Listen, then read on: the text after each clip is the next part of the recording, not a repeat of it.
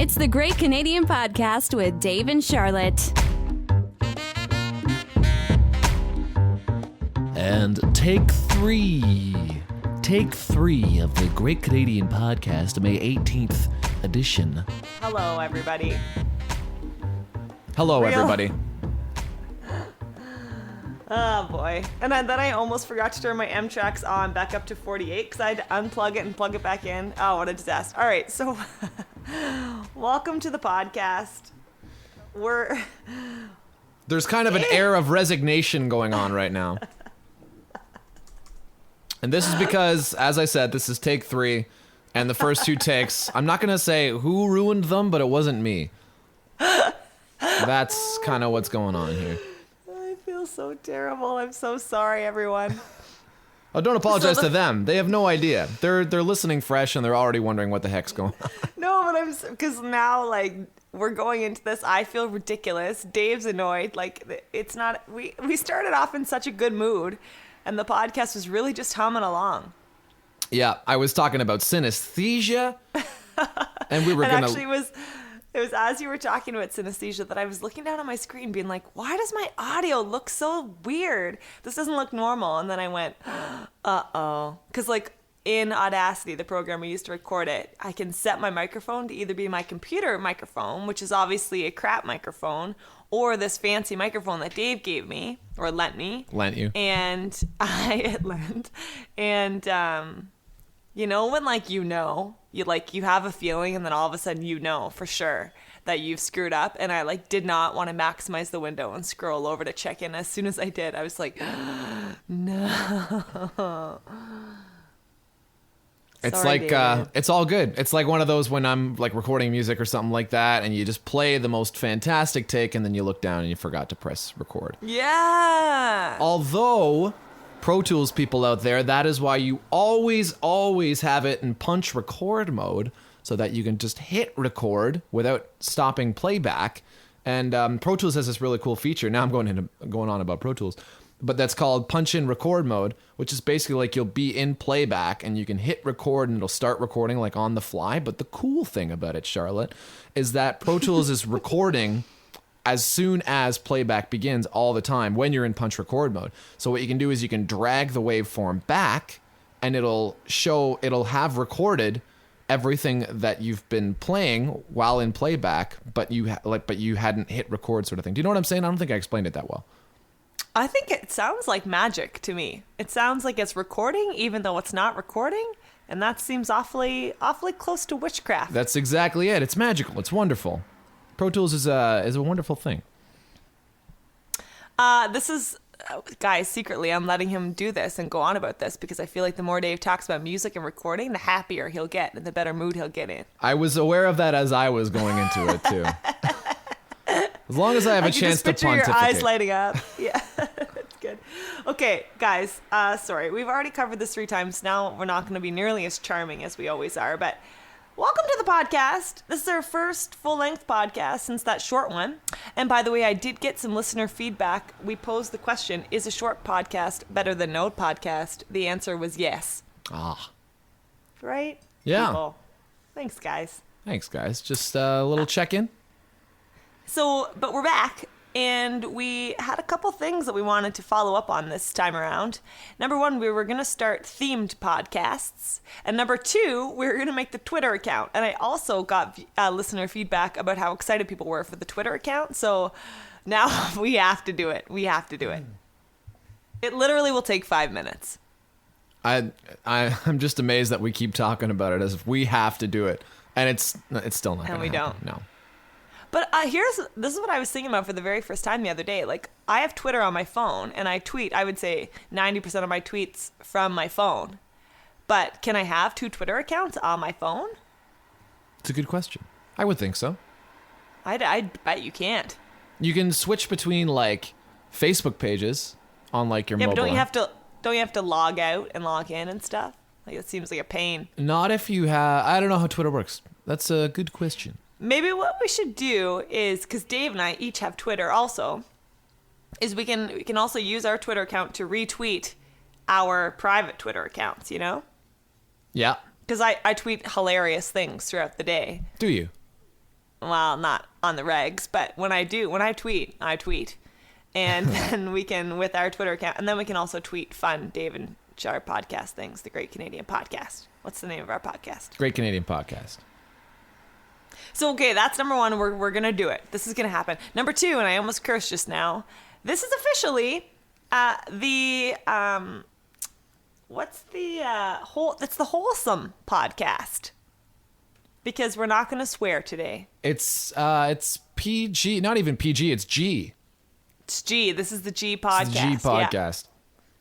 So if you ever wanted to show a little kid this podcast, this is the pod to show them. This is the one. May 18th. Bring the kids. Because the reason, so we almost always record our podcasts at least a week before they come out. Or 6 or, I don't know. We try to do it a ways in advance. Because there's a lot of steps, guys. A lot of steps. It's got to be stitched together. You got to identify the curse words. You got to bleep out the curse words. You got to listen to it all. It takes some time. It's production. Production, yeah. I mean, we won't bore you with the details. I mean, we're professionals, whatever. It's all very important, very boring. It's our life, but it's okay. I mean, you probably don't know anything about it, but we do, and it's exciting for us. So. I mean, yeah. But it's just how we are. It's our burden to bear. And we usually like to leave ourselves several days to do this. But because the podcast has to come out tomorrow, that leaves us almost no time. So to save time, ideally 0 curses. Because then you have to listen through the whole thing to identify all the curse words, which takes time. An hour, to be exact. And then you have to go in and edit them all out. It's a real pain. So we're not going to curse today. We're just not going to. And by actually... we mean mostly Charlotte. As we've already established, I think, in previous podcasts, too, that I'm the cursor. If someone in the family was going to become a sailor, I think it'd be Charlotte. I'd also be a great sailor anyway. Yeah? Out on the sea. I don't get seasick. There's lots of birds out on the sea, though. Yeah, that's true. Seagull. Oh, God, rat birds. And so we made a rule that I am going to be the one that edits out the curse words, actually. That's my incentive to not curse. I feel like we should start incorporating that into all of our future podcasts. Well, I do the thing that takes a long time, which is going in and finding all the curse words. Yeah, I'm kidding. I don't mind doing it. I really have the easy end of things as far as the production here goes. But I actually really like that job because then I get to listen to the podcast again, and I always get to laugh because it's always funny. And plus, it'll probably make you a better podcaster because you're going over the game tape, baby. Yeah. You're like a quarterback. Yeah. So that's theme number 1 for today. And then theme number 2 is we have a game for you.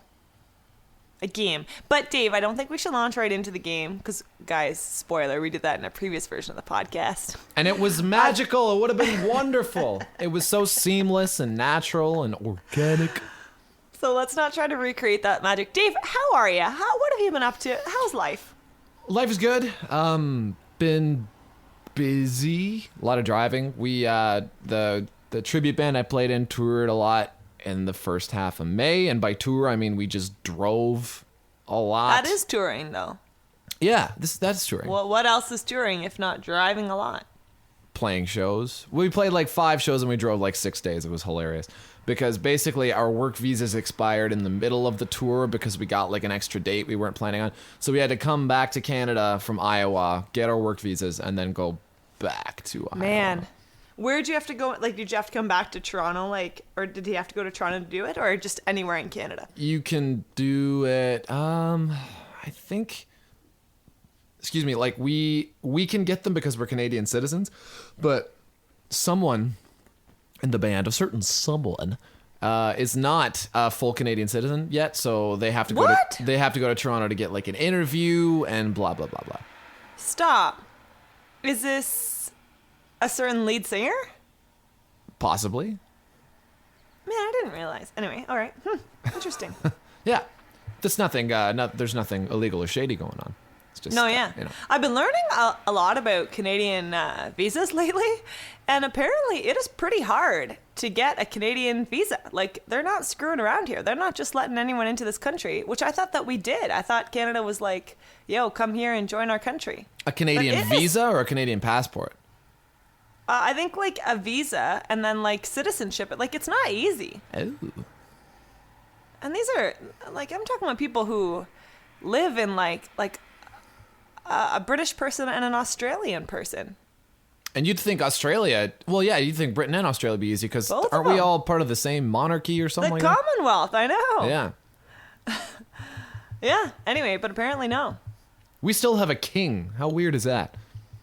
Or a queen? Do we have a queen? I was going to say, I don't think we do have a king, do we? We have a queen. But Dave, did you know, so when I was in Holland in high school, I went there at the time of Koninginnedag, which is Queen's Day. Oh my God.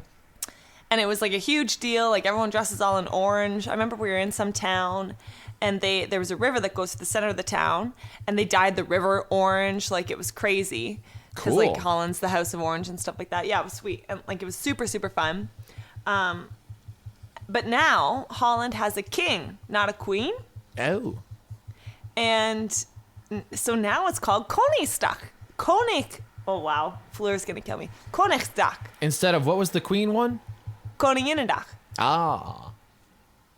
That's interesting. And I think they even switched the date because it was the Queen's birthday, but luckily the King's birthday, it was Queen Beatrix, but apparently she stepped down Uh-huh. because she was older, which is in contrast to the British monarchy where she will never leave, I guess. Right.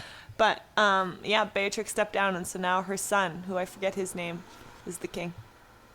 But yeah, now they have a whole new holiday. Like, wouldn't that be crazy that, for instance, like, I think the closest thing we have is Victoria Day. Right. If all of a sudden that was like Victor Day. Victor's Day. George's Day. Victor Day, I like it.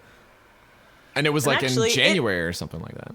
Yeah, exactly. I would Like, not care for that because May 2-4 is a big weekend for me. Yeah.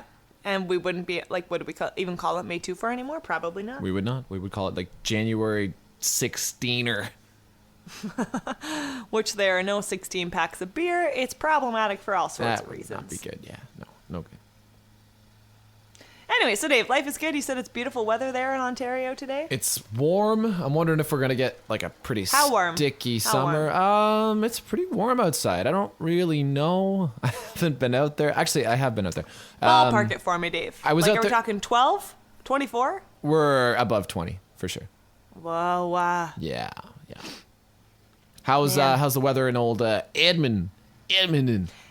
It's kind of a classic Edmonton day in that it's sunny.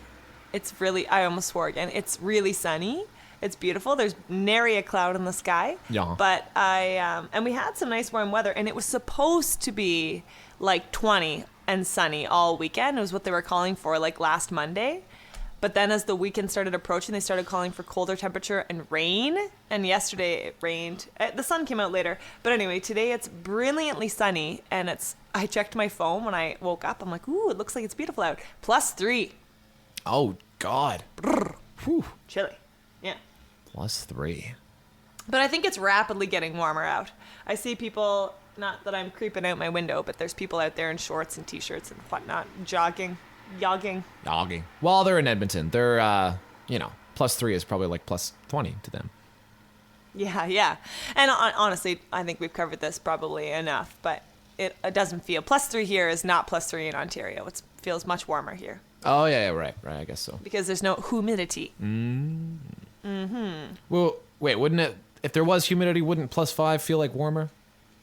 No, because it's like cold air. Like it means there's water in the air, and the water in the air makes it colder. If it's, only like +5 or +3. I see. So It makes it feel chillier. I gotcha. So it's a dry Gets into +3. ya. It's dry. Yeah, it's a dry heat and a dry cold. So Charlotte, It's when all the warm weather hits in Edmonton, what's the first thing Charlotte does to go out there and do you go for a jog yourself? Take Izzy for a walk? No. I honestly try to, number one, hit patios for beverages. Yeah. Number two, I want to tan. And I have plans to do this tomorrow. I really want to find out if I can get up on the roof of my apartment building to tan up there, because that would be ideal. But a friend of mine's gonna come over, and we're gonna do it together because I am scared. And because I wasn't really that afraid, and then someone said, well, to make sure you don't get locked up on the roof. I think they've seen that Friends episode where they all get locked on the roof. I was thinking of the Friends episode myself. And I also feel like I'm way too much of a baby, and if I wasn't supposed to be up there and someone came up there and was like, yo, what are you doing up here? That I'd be like, ah! And so my friend Jeff's going to come over, and I'm going to be like, it's Jeff's fault. He made me do it. He doesn't know this, but he's my fall guy. Is Jeff going to tan too? Is that what's going on? No, this is preemptive. So basically Jeff, I don't know if he listens to the podcast, but big congrats out to Jeff, because his dream was to become a physiotherapist, and he wanted to do it at the University of Alberta, and it's very competitive here, and he just found out that he got in. Whoa. Yeah. Attaboy, So Jeffrey. we're going to have some celebratory beers, and then I also said, and you can help me explore my building to find out if we can get up to the roof. I dig. So that's the plan. Can't you just call the tenant's office and find out? Yeah, I mean, that sounds less exciting. And more like they'd be like, you could get up there, but you're not allowed. Ah. You know what I mean? Yeah, I see what you're saying. I feel like you can get up to any roof, because you have to be able to, because, you can do repairs or whatever up there. But maybe they don't want people up there, which is ridiculous. Don't get locked out, Charlotte. I know, I'm going to try not to. So that was my second answer, is I like to tan. And so without any good place to tan here, because being in the country, growing up, whenever, not when I was little, but as I started to care what I looked like, I would throw on a bathing suit and go out on the back deck and just tan for 15 minutes a day was really all it took. And then you would be nice and golden by the time bathing suit season came around. Yeah.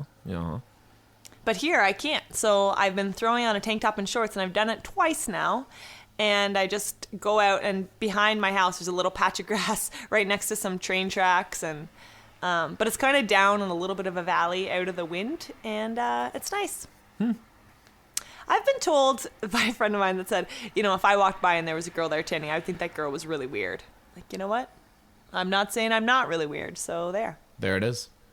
Everybody does it. I'll go biking, and you go past that park that's right next to Western, and there's people just, lying down in the grass, tanning, whatever. Well, that's it. I mean, I would rather do it in some patch of grass, behind a building where people aren't hanging out playing catch, than to be in a bikini in the middle of a park. Mm-hmm. That seems a little hussy-esque to me. At least this is clearly she lives in one of those buildings.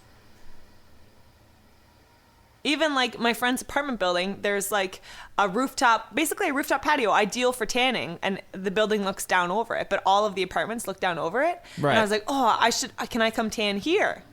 And he's like, honestly, everyone would be looking at you. I'm like, yeah, but it's fine, because you can't judge me.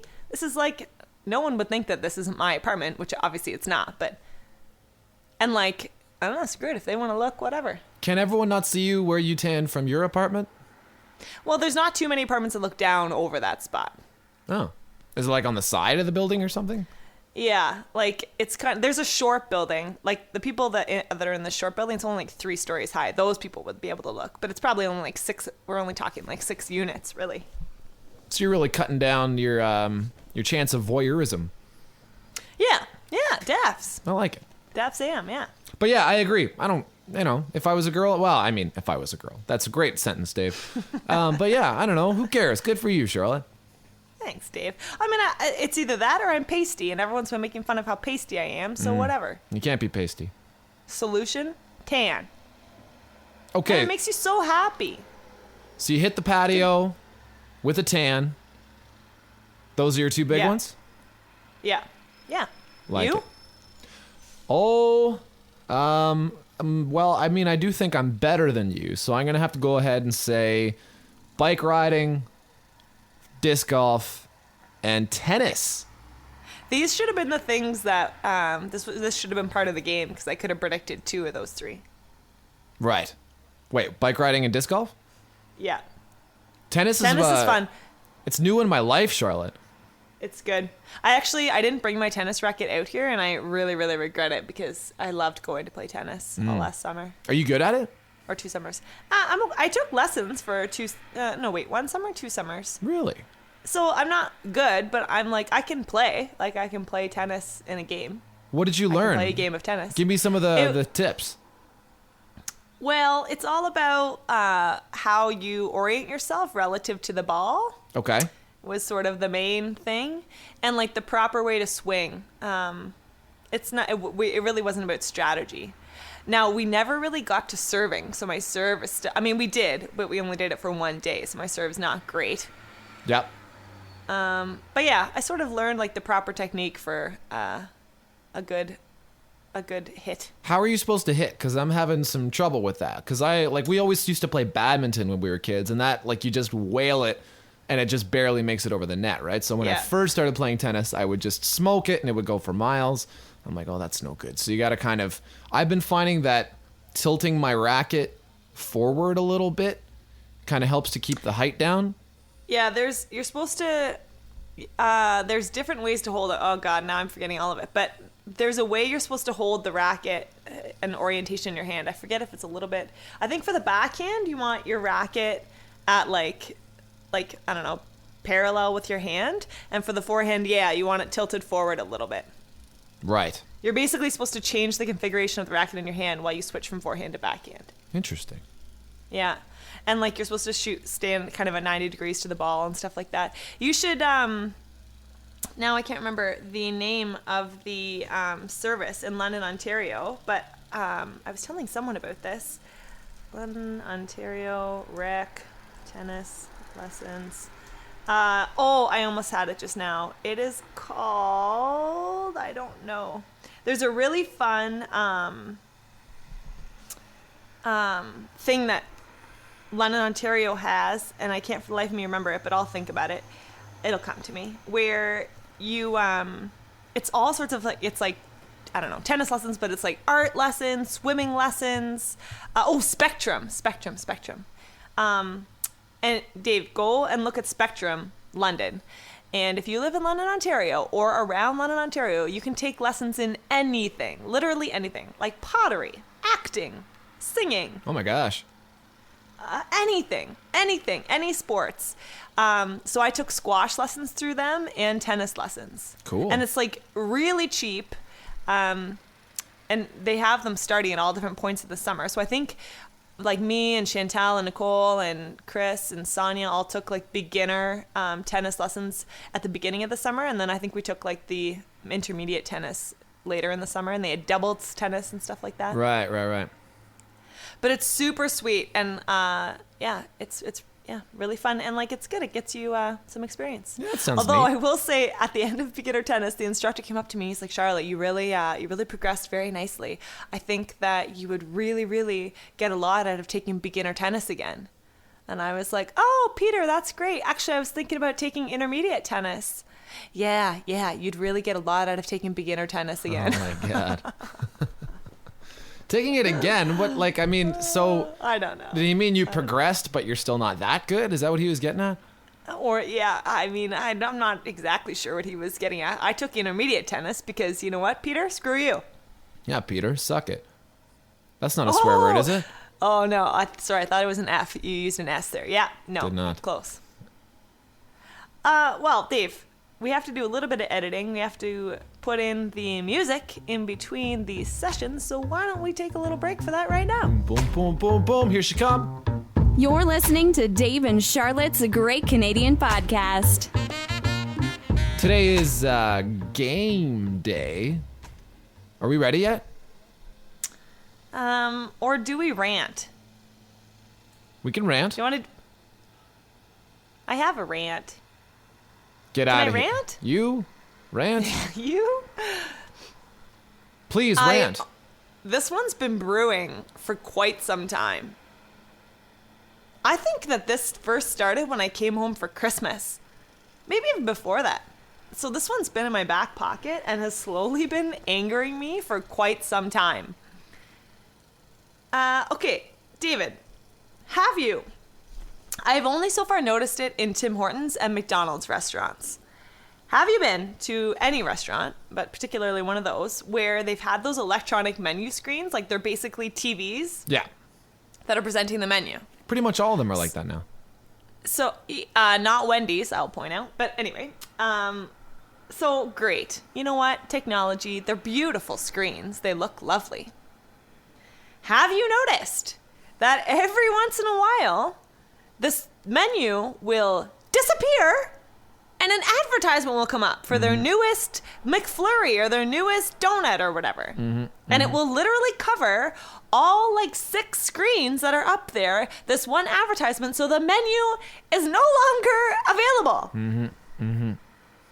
And it never fails that this has happened right when you get up to the cash and they go, what can I get you? And you look up and you go, can you please give me 20 seconds while I wait for your Okay, this is a terrible time to be ranting when I can't curse, but for your advertisement to get off the... I was trying to read, I was trying to select my food. And now it's gone. Why? Charlotte, I hope that there is, not to step in here, but counter rant is... Like, if you're in line before you get up to the desk, by the time you get to the desk, you should know what you want to get.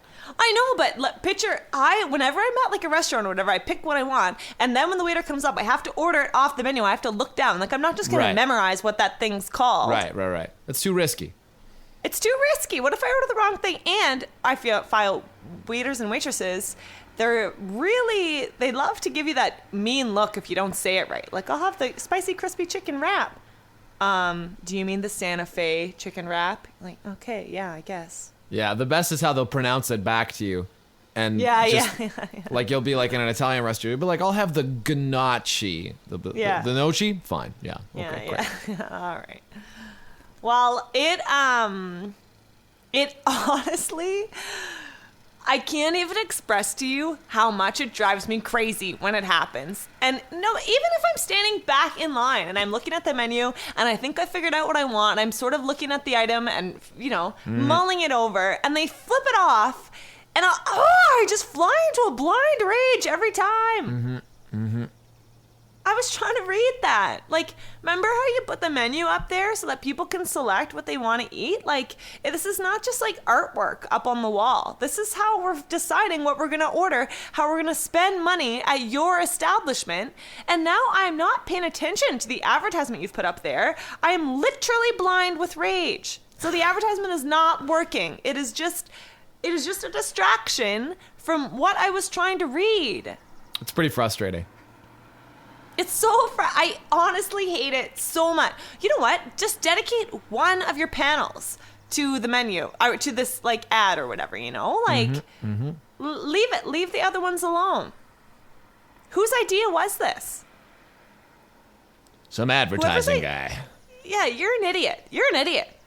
He probably never eats fast food, so he doesn't understand the problem.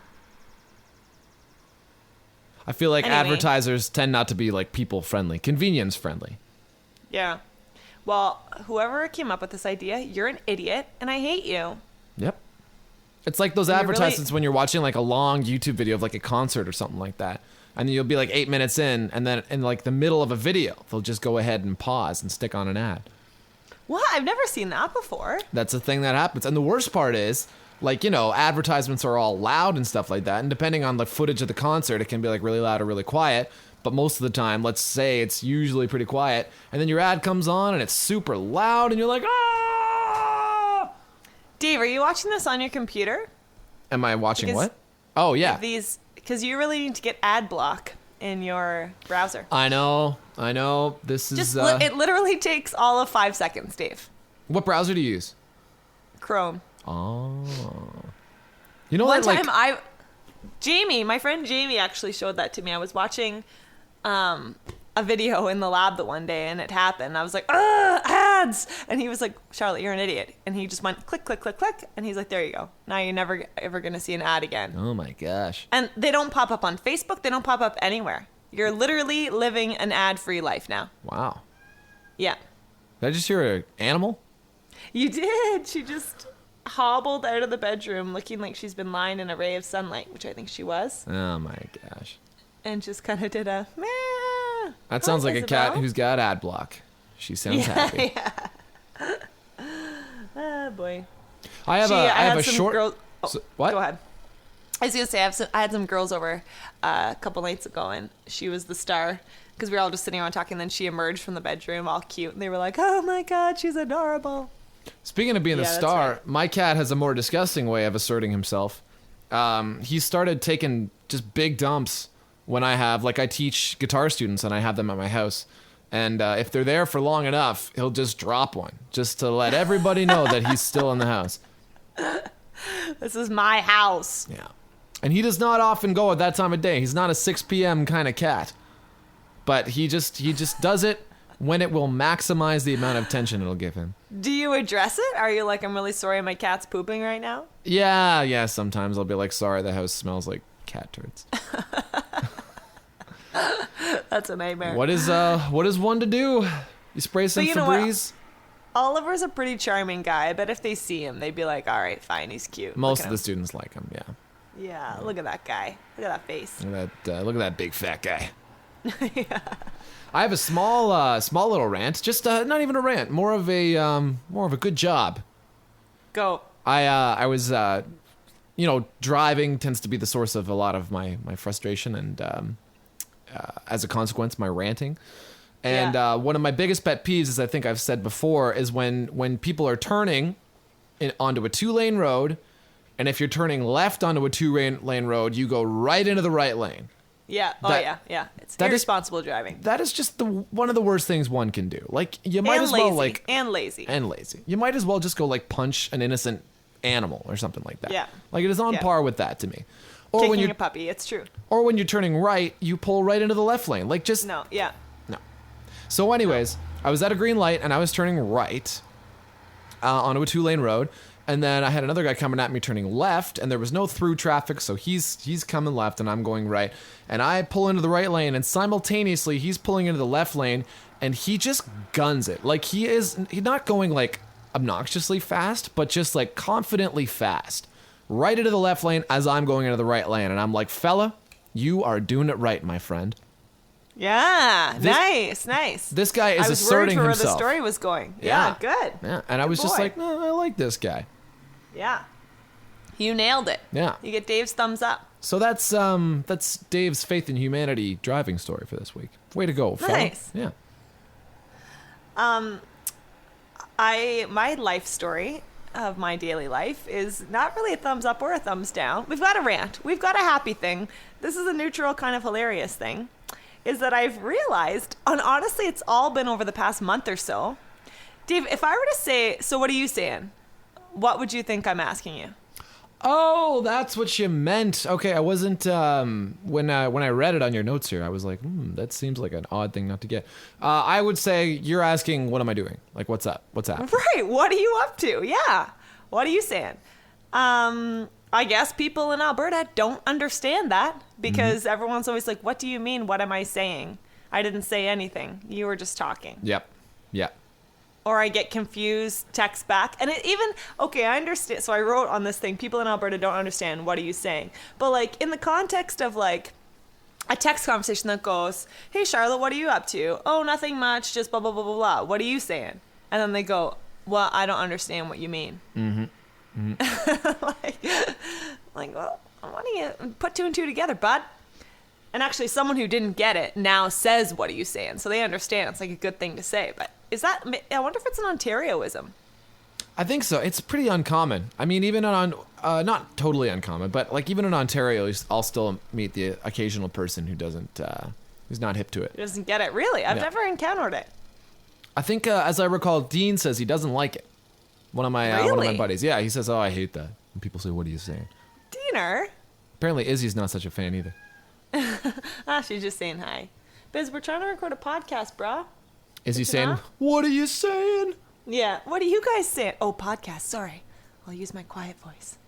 I remember what are you saying popping up when I was like in grade 9, 10. And I was like, this is a strange thing to say. And then, of course, because it's high school and everyone says it like, 2 months, what are you saying? Right on. Yeah. It's fine. I don't even think of it. I don't even think about it. I'm not like trying to be cool. I just say, so what are you saying? And then if we're really lucky, we'll have a return to some of some retro sayings, and we can say, what do you say? Oh, yeah. Like in Seinfeld, when Kramer's walking down the street pointing at everybody and like hobnobbing, someone goes, what do you say, Cosmo? Yeah. Hey, everything, my man. And that's actually that's in the Larry David. That's Larry David in the particular example I'm thinking of. Ah, Larry. Yeah. Larry.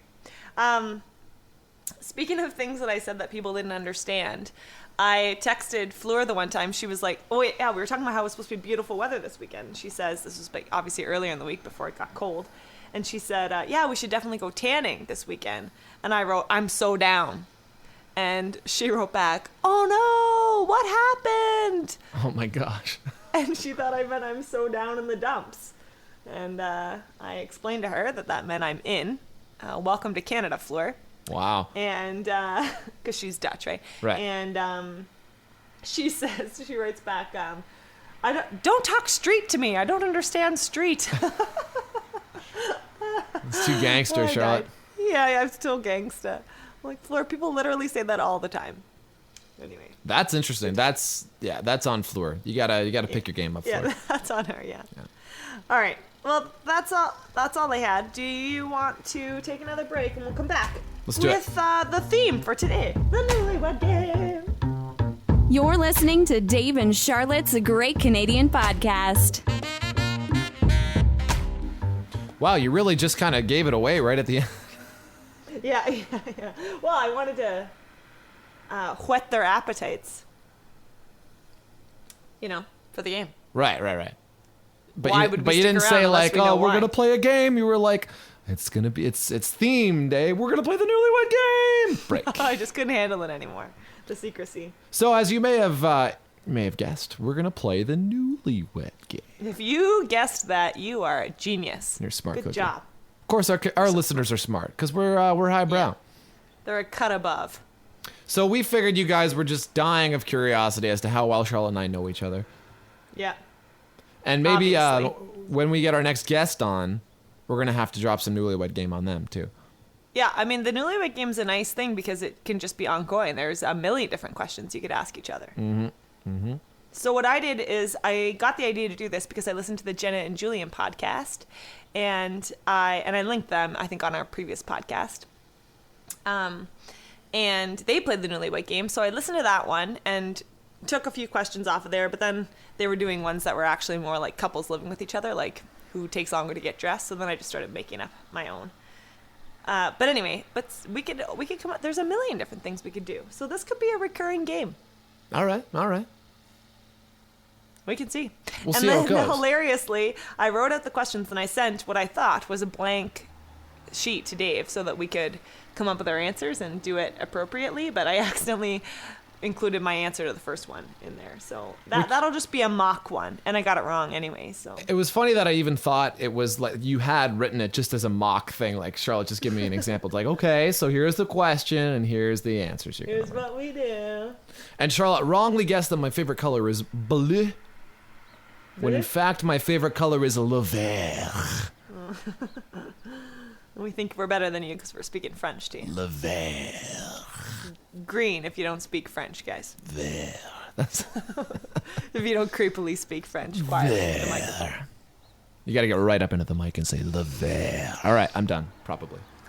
And Dave, what's my favorite color? Le jaune. All right, stop. Yellow is my favorite color. And I think everybody knows that. It's pretty obvious. Because it's the color of the sun. Le soleil. It's the happiest. Oh, okay. I'm out of control. It is the happiest color. Yeah. What's happier than yellow? Nothing, I'll give you that. right? Color of the sun. So, and then I think we should get back into this anyway. So this is from the outtakes of the podcast. Dave was saying why he likes the color green. Right. Because apparently it's like a known fact that geniuses choose the color green as their favorite color. And then Dave thought, yeah, screw it. I need a favorite color. That's it for me. Right, And Dave? it's exactly it. And by it's a known saying, I mean Robert De Niro said it in Meet the Parents. So Really? yeah. Huh. Good memory for detail. And then you said it's all green is also the color of what chord? Of What key? Of the key of A. Key of A. Yeah. Which And you if you're wondering, like any normal person would, why I don't understand how a musical key, could have a color. David. What? Did you just introduce me? Explain it. Ah. I said David. Right. So it's if anyone has not heard of, I explained this so much better, so much less pretentiously on the first podcast. All right, anyways, Okay. It's just because synesthesia is a thing. Synesthesia is sort of like a crossing of the senses. So it's Dave, how about let's let the science. It's a neuroscience phenomenon. I actually went to a talk about it one time. right. It's the association of two senses, basically, not always senses, but it can. So I'll explain in a broad context first that it's anytime that two senses overlap. So, for instance, lots of famous chefs have synesthesia of taste and color. Right. And if you watch the movie Ratatouille, the rat in Ratatouille has synesthesia. Ah. Yeah, because he tastes things, then he sees bursts of color. And he Interesting. creates symphonies with his food. Yeah, Ratatouille is a great movie. So he'll be like, this And- tastes kind of like kind of purpley or kind of. Yeah, probably well, wouldn't he's taste trying things and his eyes are closed, and then the animators have like just splashes of color coming up on the screen and stuff like that. Interesting. And then he combines certain flavors together, and they create beautiful. I have a synesthesia. This is actually the most common one, which I didn't even realize I had. And I think that's the coolest part of synesthesia, is that you don't realize that you have something weird about you or special about you, because it's just normal. It's just like the way you live your life. And then all of a sudden someone says, that's not normal. Right. No one else has that. So for me, I forget the name of it, but it's where you assign space to dates. So basically, I picture a calendar being in roughly a circle around me, and January is sort of at 12 o'clock in front of me. June is down around 4 o'clock to my back right. July and August are the back 2 months. September is at my 8 o'clock. Interesting. So it's not equally spaced by any means, but that I can't explain how my brain works. And likewise, decades. So it's easier if you can see me pointing, but 1900 is way over on the far left, and then it's a straight line with 1950 being sort of directly in front of me, maybe slightly to the left. And then the 80s represent a curving of the line around to my right. Right. And then the 90s are behind me. Right. And then 2000 on stretches up to my left. It actually kind of crosses over and above the 1940s, 1950s. So we're coming around full circle. Yeah, but then it crosses over like at a 90-degree angle if you're picturing it. It looped around me. And I imagine that has a lot to do with, kind of the history classes you took as a kid and like the periods that you're kind of familiar with, like technology-wise. Because, in the 50s, we started to see a lot of technology that we still use today. Yeah, maybe. Yeah, true. So that's apparently the most common one. Lots of people have that. Sort of like a spatial representation exactly. of, I got you. Yeah. And David, and I love the story Dad would tell about when he found out that Dave casually mentions that he has this one day, and Dad looks at him and goes, that is a very rare and special gift that you have. So Dave, what kind of synesthesia do you have? Well, it's just, I'll picture certain keys just being like a certain color. Like it's not like a thing, but it's mostly just, it's kind of like a spectrum it's Hundopia thing. It's definitely a thing. But the thing is, it's different for everybody too. So I'm interested to hear about people's synesthesia, but it also kind of, it hurts a little bit because people will be like, like the key of C is red, and I'll be like, oh my God, it's not. But I mean, I understand that it's different for everybody. So it'll just be, it's kind of like a spectrum of color that goes along with the, with sort of all the diatonic tones and Western music, all 12 of them. And I also think of it spatially in terms of the guitar neck. That's how I kind of picture music, just because I learned how to play music on a guitar first. And it's kind of like E, the key of E is where you start because E is the lowest note on a guitar. And that is either straight up black, or it can be like a dark red, kind of like a blood red, crimson. And then we go to F, which is like a blue for some reason. Like a fairly, oh gosh, what am I thinking? Like a sky blue? Lovely. Like sky blue, yeah. And then we go to F sharp, which is purple. G is brown. I think that's just because G is like the country key, and it's all brown like dirt and acoustic guitars. G sharp is a lighter brown. A is green, and I don't know why. I just have I like the key of A. I feel like it's a good key. It's the key of geniuses. Right. And then A is a lighter green. B is purple. C is like a royal blue. C sharp is like a lighter blue. Are you guys bored yet? And then No, I think this is really exciting. D is like a golden yellow, and then D sharp is like a paler yellow, kind of like an arid, like a sandy yellow. And then we're back to E again. Did you know that, so perfect pitch is when you can play a note and someone goes, ooh, that's a D sharp. Right. Or you play another note. So that's what perfect pitch is. And apparently every single person they've ever found that has perfect pitch has synesthesia. Has music color synesthesia. Right, which is not surprising. You're basically all a bunch of cheaters because they just see the color and they go, yeah, I know what color that is. Right. And there's a difference too, because I think that the synesthesia would probably be more closely correlated to absolute pitch. Although I don't think perfect pitch and absolute pitch are mutually exclusive. What's the difference between perfect pitch and absolute pitch? Absolute pitch is you hear a note and you know exactly which note it is. So not only that it's a C, but that it's like a C5 or a C4 or something like that. Yeah. Whereas I think perfect pitch, you'd probably just be able to say that's an F. Right. Right. Yeah, I don't know a lot about it, but I think it's cool. Yeah. I think it makes sense. And like you say, like you learn, I think, I'm sure that you can probably, I don't really know too much about it, but develop synesthesia. Like as those neurons get more and more developed and make more and more, not more developed, but make more and more connections in your brain because you're doing music all the time. Right. And like you say, you relate it all to the guitar, that if you would have played piano, it'd probably be a little bit different. And those neurons just make different connections in the brain, and they, sidle on up to the color neurons, and there you go. I wouldn't be surprised. Yeah, it's just kind of like a latent sort of thing that's there, and then when you begin to gain some like the knowledge and like the the whatever of what you're doing, then you begin to associate it with your other senses. That makes a lot of sense. Say, and I took piano lessons all growing up. I'm sure there's some people who will never get it because, I never, and it's not like I played music nearly as much as you have, like in terms of hours put in. Right. But I don't have, and I listen to a lot of music I never have any sort of music color synesthesia. Right. So it is still very, very special. So this is not to take away from the specialness of your gift because it's pretty cool, I think. It's neat. It's a thing, I suppose. Hundo P, it's a thing.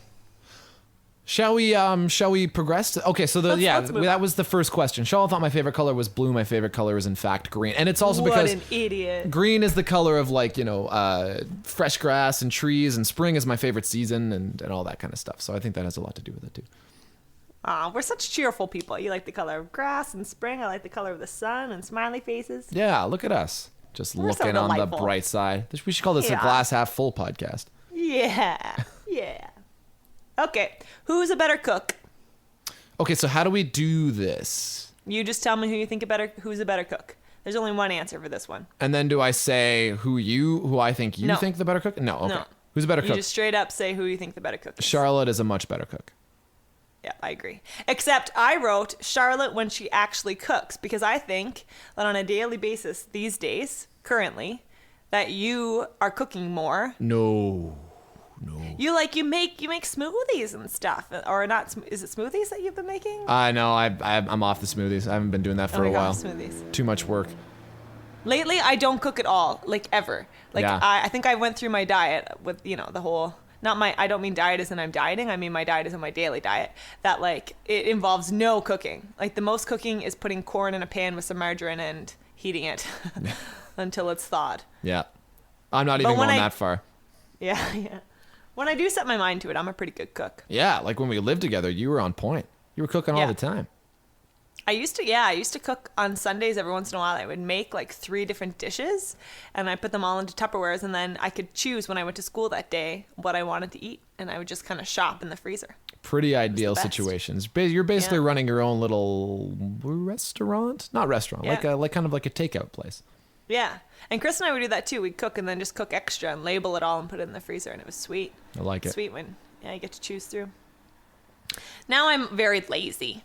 But I like to think that it's back there somewhere. My love of cooking resides. And I live alone now, so I think as everyone who lives alone can attest, it's hard to motivate yourself to cook when you live alone. This is true. When my lady friend is over, I'm always much more motivated to cook because then you're cooking for someone else and you can you get it's someone nice to help to you cook together too. Yeah, like It is. that's I feel like that's adorable. That's it's time spent in the kitchen with your significant other and you're both cooking and good times. it's nice. Yeah, Have a glass of wine, you're listening to some music. I was about to say, oh my gosh, Dave, yes. I was about to say both of those things.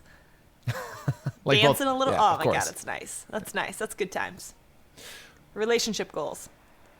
Okay. As a kid, what did you want to be when you grew up? Charlotte, you go first. Okay. I thought that, Dave, honestly, I thought about this for quite some time. First, I thought maybe that it was some sort of like biologist because I remember you were really big into like reptiles and like you would find snakes and like you're into dinosaurs and stuff like that. But I pictured this answer, we should have been more specific, but teen years David. And I went with rock star. You should have gone with your first instinct because kid, I like when I think of what did you want to be when you grew up, I think of like the 10 years old and under range. Yep, like the fantastical sort of image, right? Yeah. So yeah, your first instinct was correct. I actually wanted to be a herpetologist. Oh my God. Oh, I was even going to Google what the name of that would have been. Dang it. Of snakes, Oh, right? Charlotte, follow your gut. This is a moral for everyone out there. Always go with your gut. Ugh. Always go with the gut. Then that's someone who studies snakes. Yeah. Oh, I'm so angry with myself right now. It's so hard not to swear. You're doing great, Charlotte. My answer for you was admittedly a bit half-butted because I couldn't remember specifically, so I went with hockey player. Oh, good. No, I was always bitter growing up that I couldn't have been a professional hockey player because there were no options. I mean, even now, I don't really think there are that many options for women to be professional hockey players. Right. And that was my one, like, I have always loved being a girl. That's a weird statement, but I never, had penis envy, as they say. I was always very happy, but that was one thing that always really grinded my gears, that I could never be an NHL hockey player. Right. It was just an opportunity that was not available to me, and I hated that. It's just something you don't see. Yeah, that's very strange. I mean, there was that Manon Rhéaume. Yep. That goalie, right? She's the one thing that all of us girls always thought about, like, no, but Manon Rhéaume, and she played like one game, maybe one period for the Lightning. But yeah. And then somebody will always, if you ever bring that up, there's always going to be one guy there that goes, oh, it was just a publicity stunt. Like, all right, bud. Shut. Actually, for me, it was teacher. Remember I had that chalkboard down in the basement? Oh, yeah. I would like have, when no one was around to see me, I would teach fake classes. Well, and that's I just kind of really what you're wanted to be a teacher. That's kind of what you're on the way to now, right? Professor? Yeah. And less for the teaching and more for the research. But yeah. So kind of. Teacher. Yeah. So Dave and Charlotte both effed that one up. Yeah. So what's the score? I mean, I guess we don't get a score for who's a better cook. I think that's... Jen and Julian did that on their podcast. I just followed suit. I wasn't really thinking, but then I realized that you can't really win that round. Right. So it's 1-0 David. Because you got my favorite color. Oh, nice. You gave it to me, but I would have known it. Yeah. Okay. And Dave, read the next question. I see what you're trying to do there. Charlotte's trying to trick me because there's a curse word in this question. The question is, what celebrity would make you lose your mind? Not mine. Nice. Yeah. If you ever met them. Go. Taylor Swift. No. Good one, but no. In general, I don't know if we've talked about this, but in general, celebrities, I'm not that keen to like I'd be like, wow, that's cool, that's Taylor Swift. But I would feel no impulse to go up to them or to be like, oh my God. I don't know. I just think like, I respect you for who you are as a person, and what you do, not even as a person. I don't even know you as a person. I respect you for what you do for a living, and I appreciate, like Taylor Swift, that you're a great songwriter and your songs make me very happy. But you wouldn't feel the need to go up. I don't think I would lose it, no. There is one person, though, that if I ever saw them, I would lose it, and I would be faced with no other option but to go up and like weep and be like, I love you, and I've always loved you, and I will always love you. How did I miss this? Oh my God. I thought it was going to be super obvious, too. It's Celine Dion. It's Celine Dion. Oh my God. I would lose it. She'd be honestly. Like, oh, hello, Charlotte.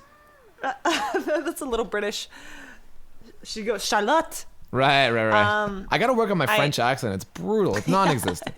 Charlotte. I just adore. Have we talked about this? I adore Celine Dion. We're well aware, Charlotte.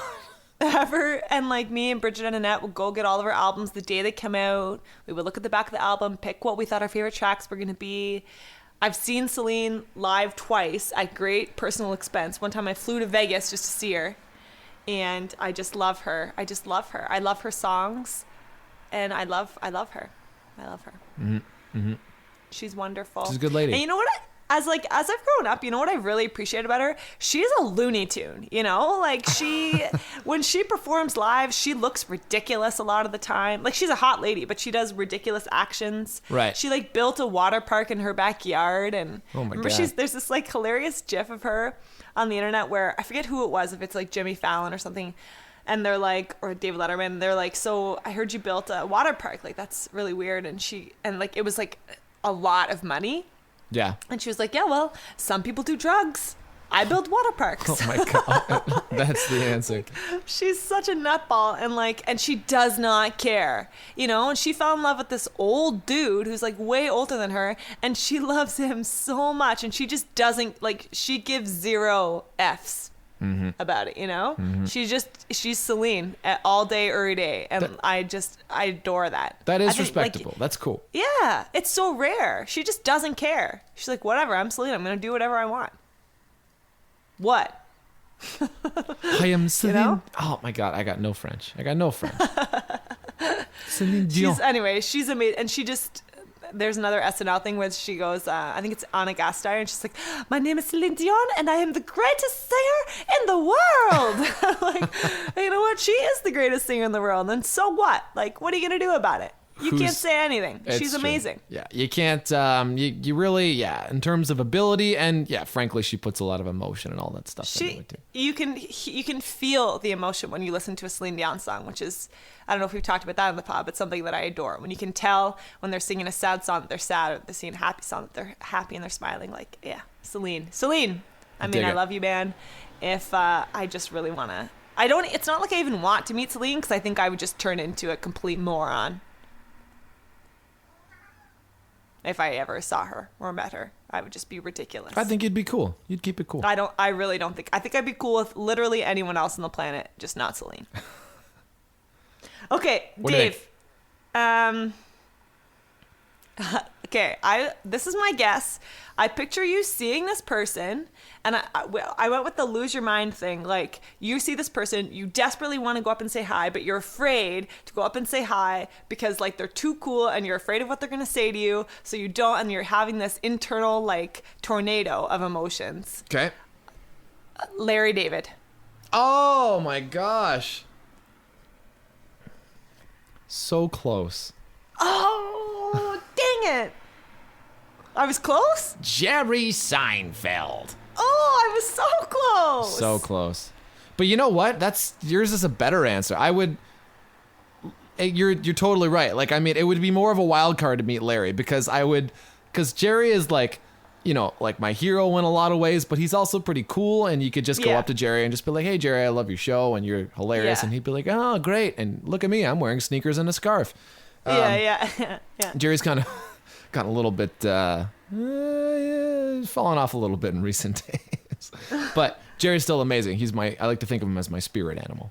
He's the coolest person on the planet, He's I think. The coolest dude. Just the way he handles... I know it's like most of my knowledge of him is the fictionalized Jerry from the show, but also comedians and Carrie's Getting Coffee. Yeah, this is true. I think that's who he is in real life. I like to think so anyway. Yeah. And he's just like unflusterable. Who is he with the one time when they go out? Have you seen the one where they're out and their car won't start or something like that? And like people like gather around them and someone has to come fix it. Was that the DeLorean? I thought they were like in the Hamptons with some sort of older car, but I don't know. And whoever he's with is kind of like, oh God, there's people around there. And he's just like super cool about it. He's just like, yeah, it's all right. Yeah. It's people. What are they going to do? Like, yeah. And like when he has Cosmo Kramer, when he has Michael Richards on, and he's like, he wears like a disguise, and Jerry's just like, what are you doing, man? Like, yeah. And he's like, you just walk around like this every day, and Jerry's like, yeah. What? You know? The like, Michael Richards one is super weird but super hilarious. It's so weird. Yeah, you feel bad for that guy. Yeah. But I mean, he seems to be doing. I mean, he didn't really help our image of him by coming on Comedians in Cars and being super weird. But maybe he was just like, you know what? Let's just joke around and let's not even pretend to be like apologetic or whatever, right? He's the poor guy's been through something that the world will never forgive him for. Yeah, so I think which is super unfair. Yeah, it really is. That's a really interesting phenomenon that I've read about. There's an article in Maclean's about it, about when someone, it's like the age of the internet age, where it's super easy to basically like sewer someone based on one little thing. And all you have to do is tweet something or say something, and it gets recorded online in some medium. So with him, it was a video. But, and the whole world just piles on. And it's super, even if it's justified, like obviously he was racist, but like, he might have yelled something racist one time and not been a racist, and like, and your life's over now, you know, and like someone tweets one thing once, and haven't we all said and done regrettable things? And had you been a celebrity and that got put out in the public, or, you know, even taken out of context, something that really wasn't that bad at the time, and you think like there, but by the grace of God go wild, you know, like poor Michael Richards really just got demolished. And everyone just piled on that what do you call it? They just piled bandwagon. On. Yeah. A hate train. Yeah, thank you. Bandwagon is too kind of a conveyance. It's the hate train. Yeah. It's a big mean train with a big mean like Thomas the Tank Engine face on the front of it. It's got big red eyes and it's like angry Thomas. Breathing fire. But like I said, like Michael was funny in Comedians in Cars and in Curb Your Enthusiasm when they did the Seinfeld season. He was on and like he was able to joke around about it and stuff. So I think in his world, like his friends and stuff like that, like it's cool and he's, you know what I mean? He's fine. Sure. And you know what I mean? If he's not so popular on the internet, who cares? The internet's full of awful people, or people pretending to be awful in any case. Yeah. But okay. But seriously, I'll keep it short. But if you're totally right. I wish I'd said Larry, because that's just a whole different ball game from Jerry. Like we were saying, like I would be so afraid to go up to him, and I would want him to like me, but I would almost expect him not to. Yeah, exactly. That would be the most stressful meeting ever. Or seeing Larry David and just being like, oh God, Larry, oh boy, I don't know what to do. I don't know what to do. And then you just would never say anything, because by the time you figured out what you wanted to do, he'd be gone. Yeah. He would order like an herbal tea, and I would order a coffee. Be like, oh, yeah, what are you doing? But he wouldn't even, because he doesn't know me. He wouldn't care enough. Maybe he would. He wouldn't be into that. No. Poor Larry. Okay, who's healthier? This is another one where we just say our answer. We might not be playing this game right. All right, go. I'm gonna go David. I'm gonna go David also. I thought you might. You know what? I will sacrifice. I think when we think of health, we think of physical health. And I think that we're equal on it in terms of the pursuit of mental health anyway. Yep. But I will totally sacrifice my physical health for mental health. You know, like if I should be working out, I should be eating well, but I'm having a bad day, I will just go get McDonald's or, you know, order something ridiculous. Right. Like 10 pounds of sushi and just feel better like that, because I will do anything for my mental health. Yeah. Which is sort of an excuse. I'm also lazy. So when you combine those two things. And Dave's what? Like biking all over the place, eating smoothies. Remember, I don't do smoothies anymore, though. I usually just do, like, you know, salads, and I eat a lot of fruit. Right. Yeah. But he thinks he's better than us. The classic line was, Charlotte was at my house a while ago, and I was like, I'm going to have a banana. And Charlotte's instant response was, you think you're better than me. Yeah. It's good times. Well, I just did it so casually. I think we're even hungover. And he just like, who eats a banana hungover? Like, I'm like, give me like French fries. Banana. But I feel like a banana is like like it's almost like cheating. Like it's just, I don't know, bananas are delicious. They're right there. They're easy to eat. Bananas appeal to my laziness, if I'm being honest. Yeah. Banana is my usual breakfast meal because, like you said, yeah, they're and it's a nice lazy food, and I feel like they really fill you up. There's a lot of substance to the banana. Yeah, unlike lots of other fruit. Absolutely. Okay, we're going over time here, so we got to go. Way over. We got to go into our last one here. Greatest. And wait, what's the score right now? I think it's just still 1-0. Although I get an asterisk for the Larry David thing. Yes. Go. 1-0 with an asterisk. I think we all know how this one's gonna go. This is an easy question. This for is Dave. a point for Dave. Yeah. Greatest phobia, Charlotte, is birds. Easy. You It's even easy. brought it up early in the podcast. I'm like, damn it, he's definitely gonna get it. Okay, I've got for Dave. I don't know if this is your greatest phobia, but I know that this is a phobia. The sound of utensils scratching on a plate. Yeah. Hates it. That's not Growing good. up, hates it. Not good. Hates it. Would lose it. And when people bite down on their cutlery when it's going in their mouths too, he just hates it, that guys. is not It's only awful, but it's baffling. Just who If are you're ever you? hanging out with David, you want to drive him crazy. Do either of those things. It's Oh, just, God. yeah, it's so easy. While we're on the subject too, I hate watching movies where people are eating at the dinner table because Oh yeah, they're 'Cause always you can always hear them chewing. you can hear them chewing and they're always cutting really loud and really sort of pointedly, right?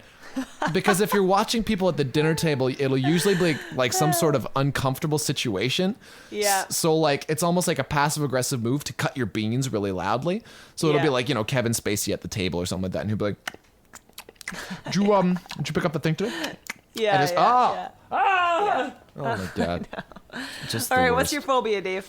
What I wrote was I wanted to write roaches because I hadn't seen roaches in my whole life until I went to Texas, and they're like on the Yeah. streets and stuff, and they're fast. I didn't know that they were Jeez. fast, and they're just so disgusting, and they're big. Yeah, Like but, a cockroach is what you're talking about. right.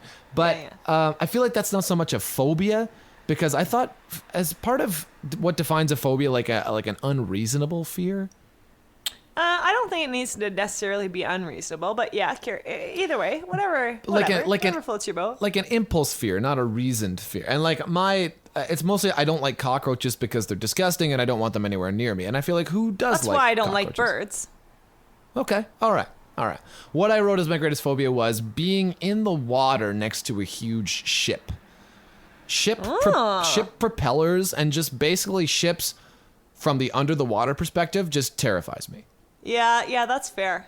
Because you're an instant away from death there. Yeah, and I feel like ships are so massive, and there's more of them under the water than you'd think. You know, and they move so slow and ponderously and silently. You know, like it's just that rumble. Like it's not like the out of doors where it's like a plane. It's like. And if they're about to hit you, like they're gonna hit you, you know, like it's not like a car where that can slam on the brakes or swerve. Like that it's got momentum. It's coming, and it's huge, and it's so slow, and that's what makes it worse. It's like the steamroller in Austin Powers, how it's just coming at you at like 2 miles an hour.